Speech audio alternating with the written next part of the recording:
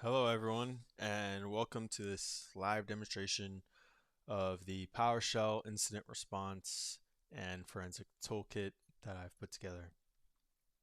You'll see in the script it's version 7.4.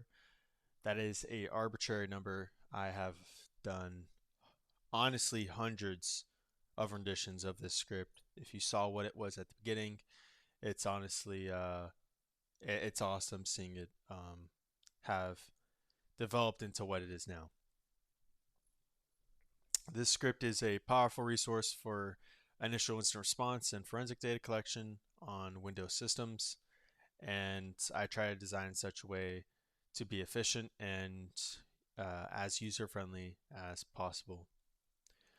During this demo, we'll explore the core functionalities of the toolkit. We'll see how it can capture system state information, collect forensic artifacts, perform automated threat hunting with Sigma and Yara rules, assess system hardening, and compare the system to a baseline. Each of these features plays a vital role in the initial stages of a security investigation. Let's begin by addressing tool dependencies. This script relies on external tools like Sysinternal Suite, Chainsaw, and Yara. To simplify setup dramatically, you'll utilize the prepackaged ir_tools.zip file. This zip contains all the necessary tools and pre-configured rule sets. Simply extract the contents of the zip to your C drive, which creates a C ir_tools directory. And the script will automatically locate and use these tools. This streamlined approach removes much of the complexity when getting started. Now, before we actually execute the script, it's absolutely critical to understand that this script must be run from an elevated administrator PowerShell prompt. Standard user PowerShell sessions will lack the necessary permissions to collect system level data, access certain event logs, and run some of the external tools effectively. If you run the script without administrator privileges, many features will fail or produce incomplete data. Therefore, always ensure you're running PowerShell as administrator.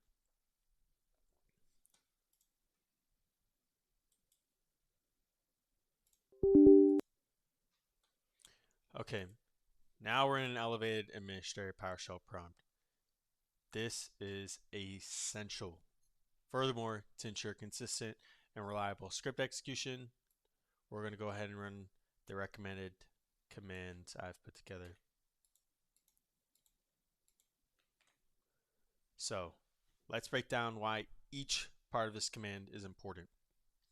PowerShell. PowerShell simply invokes PowerShell executable. Tag no profile prevents loading your PowerShell profile. This is important for ensuring a clean and consistent environment for the script to run, avoiding any potential conflicts or unexpected behaviors caused by profile customizations. TAC execution policy bypass is crucial. By default, PowerShell's execution policy might prevent running scripts downloaded from the internet. Bypass for the current session only allows us to run this specific script without permanently altering the system's execution policy. This is a security best practice. We're not globally weakening security, just temporarily allowing script execution for this task. TAC file is where you're actually specifying what file you're going to be running.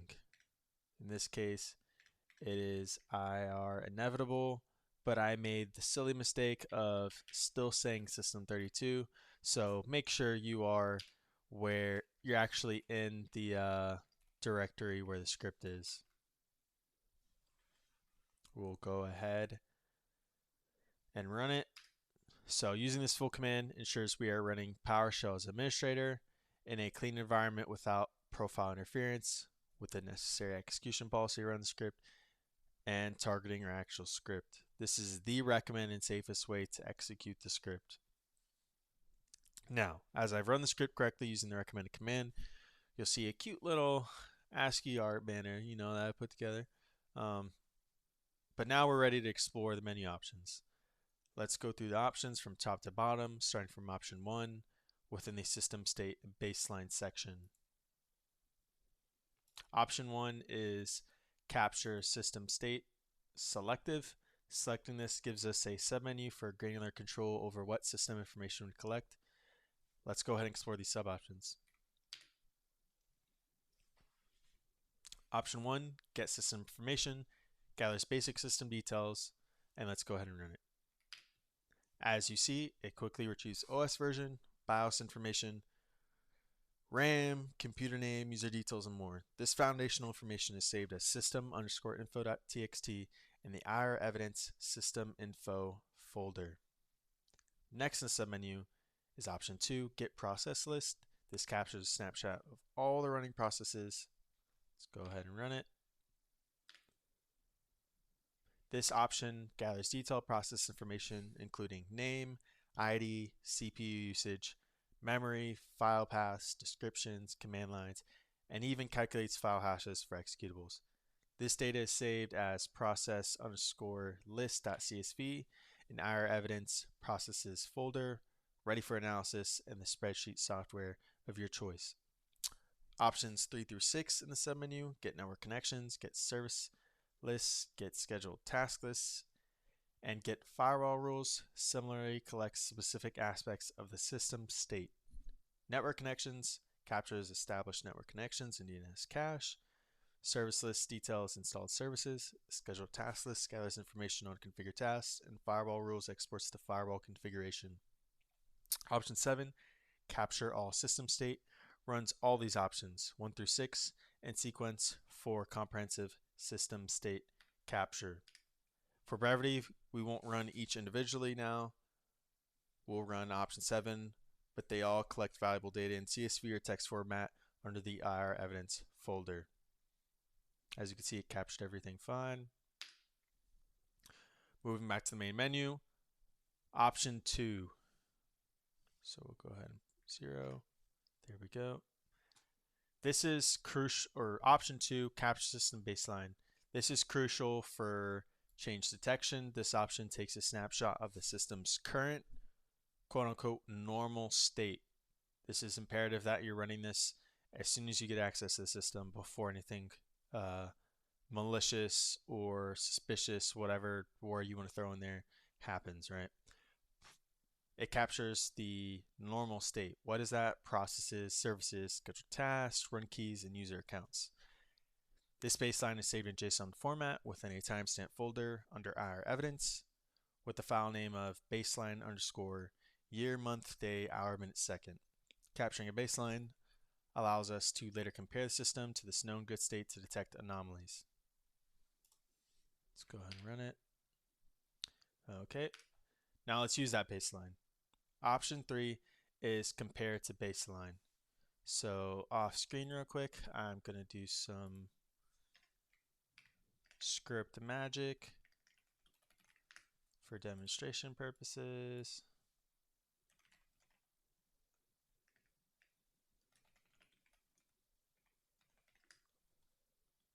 One moment, bear with me.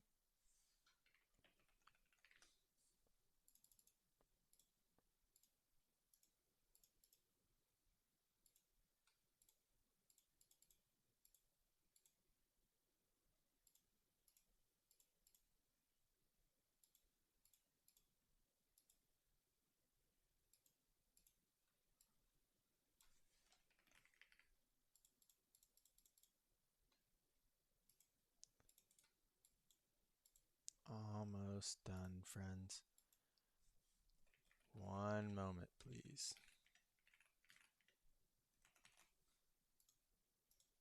Okay, let's close that out. So, running option 3, the script is now comparing the current system state and comparing it against the baseline we just created, or the latest one if you've run it before. As you can see, the capture the baseline function highlights changes. It shows sections for process changes, service changes, scheduled task changes, run key changes, and user account changes. Within each section, it summarizes the number of new and removed items compared to the baseline, and then lists the details of those changes. This is incredibly useful for quickly identifying deviations from the known good state, which could indicate new malware, unauthorized software, or system modifications. The comparison results are also stored for reporting purposes. In this example, what I did was add a scheduled task. Oh no, APT China, you're screwed. It's going on run keys. APT China, they're in your run keys. Get out of there. Y'all don't belong. Oh no. They added a hacker account. This is not good, guys. We might as well just pack it up and go home. Compare to baseline. Use it. Now, moving on down to option 4, collect event logs. This option uses Windows Event Util to export critical Windows event logs, that being application, system, security, PowerShell, and more. These logs are essential for forensic analysis and timeline reconstruction. They are saved as .evtx files in the IR evidence event logs directory. Option 5 is collect prefetch files. Prefetch files are created by Windows to speed up application loading. However, they also contain valuable forensic information about executed programs and their timestamps. Selecting option 5 will copy all the prefetch files from the C Windows Prefetch to the IR Evidence Prefetch folder for later analysis. Option 6 is collect AutoRuns data. This leverages AutoRuns sc.exe from the sysinternal suite. AutoRuns data provides a comprehensive list of programs configured to start automatically when the system boots or a user logs in. This is a prime location for malware persistence mechanisms. Selecting option 6 will run AutoRuns SE and save the output as autoruns.txt in our evidence AutoRuns folder, providing a detailed inventory of auto start entries.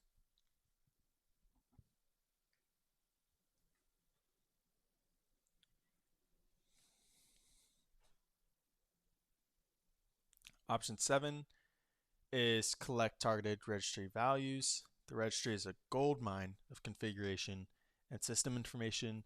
This option extracts values from specific registry paths predefined in the script's configuration.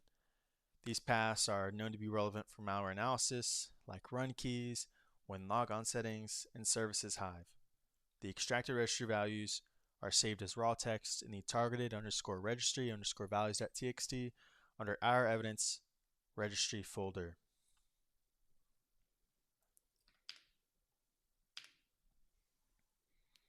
Moving on to option 8. Sigma rule hunting chainsaw. This option uses chainsaw and Sigma rules to analyze the collected event logs for known threat patterns. It can significantly accelerate the process of identifying suspicious events in the logs. Hits are reported in the console and saved to the report file in our evidence. Let's go ahead and run it.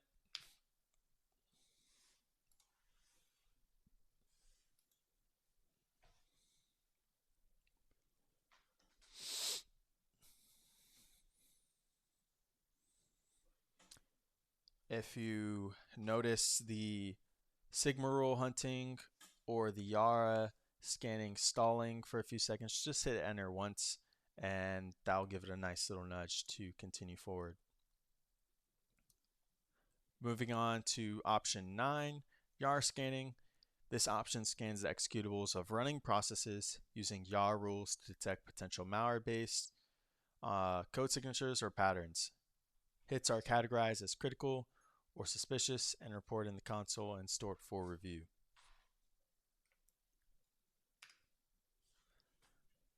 So as you can see at the top, it is scanning. This does take a while. I am running it on a powerful computer, but I am running on a computer that's actually being used on a day-to-day basis. So there's a lot of crap, junk, whatever have you, running on this system for it to actually look over. Now I will say on average this might take around 2 minutes for you to run, maybe longer, hopefully not, but please be patient. Wait for it to finish. Don't spam the enter key because you won't get the quick summary at the bottom.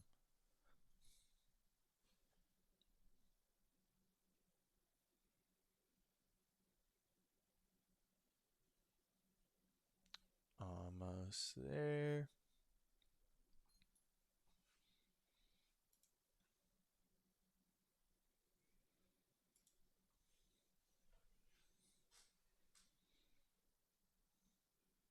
Okay, now you can see Yara Scanning summary. It scanned 209 processes, 0 critical hits, 0 suspicious hits, no Yara executable scan hits found.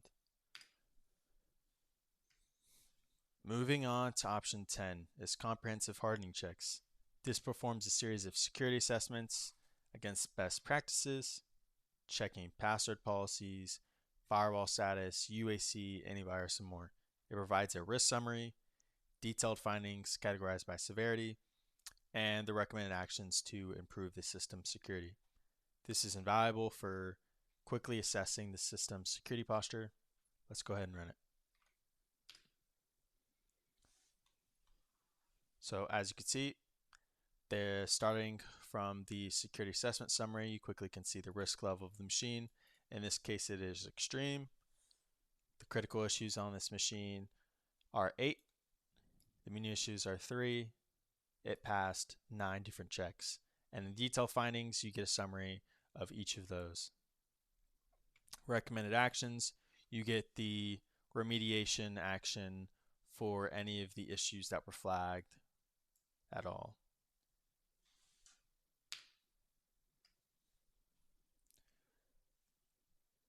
Last but not least, option 153, capture all, 1 through 9, runs all the data collection analysis options we've discussed, options 1 through 9 in a single automated sequence. This is perfect for a rapid initial triage. Option 0 is, of course, exit Toolkit to close the script, and the option S is just a special thanks message for a few people. Go ahead and look at that at your leisure, of course. Remember, all the data collected by these options is neatly organized within the IR evidence folder, categorized in subdirectories like system info, processes, event logs, AutoRuns, etc. And the IR_operations.log in the root of the IR evidence provides a detailed record of a lot of the things you ran when you were running the script, or a lot of the options you ran during the script usage. This can be useful for troubleshooting and auditing. So, as you've seen, the PowerShell Incident Response and Forensic Toolkit I've put together provides a wide range of capabilities for quickly gathering essential information, performing an initial analysis, and assessing system security. Its modular design and configuration options allow for customization to fit the different investigation needs and environments, and a simplified setup with the ir_tools.zip file and correct execution command makes it efficient and reliable to use. This concludes our chronological walkthrough of the Toolkit's menu options. Thank you for your time. I hope this tool helps our incident response efforts. I spent an exuberant amount of time putting this together, so I'd love any feedback or comments. And well, this has been a demo of the PowerShell Incident Response Platform, brought to you by the man, the myth, the hopefully one day, legend, Sweeney. Thank you.